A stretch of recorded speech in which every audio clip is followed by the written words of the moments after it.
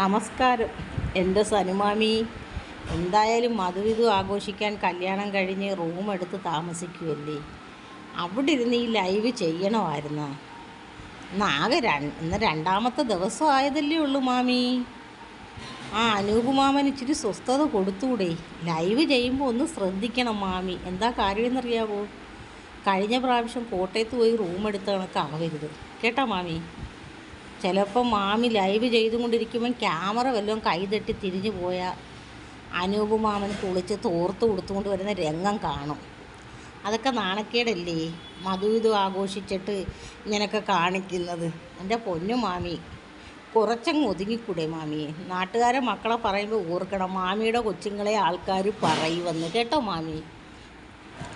ഇന്നലെ ഇച്ചിരി സ്വസ്ഥതയുണ്ടായിരുന്നു മാമിയെ കൊണ്ട് യൂട്യൂബ് തുറന്നപ്പോൾ.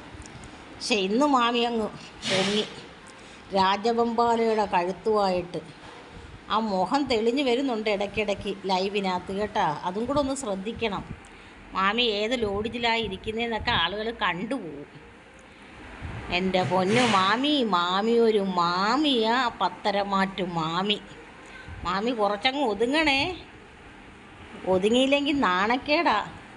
ആ കുഞ്ഞിനായിരിക്കും അതിൻ്റെ നാണക്കേട്. ഇനിയെങ്കിലും മാമനെ മാമിയെ ഏതെങ്കിലും ലോഡ്ജി വെച്ച് കണ്ടു കഴിഞ്ഞാൽ, കല്യാണം കഴിഞ്ഞാൽ അതൊക്കെ ശരി തന്നെ, എന്നാലും പ്രായം ചെന്ന മുതുക്കനും കൂടും. മധുവിധു ആഘോഷിക്കാൻ പോയി നാണമില്ലാത്ത സ്ത്രീ. എനിക്ക് ഇത്രയേ ഉള്ളൂ പറയാൻ.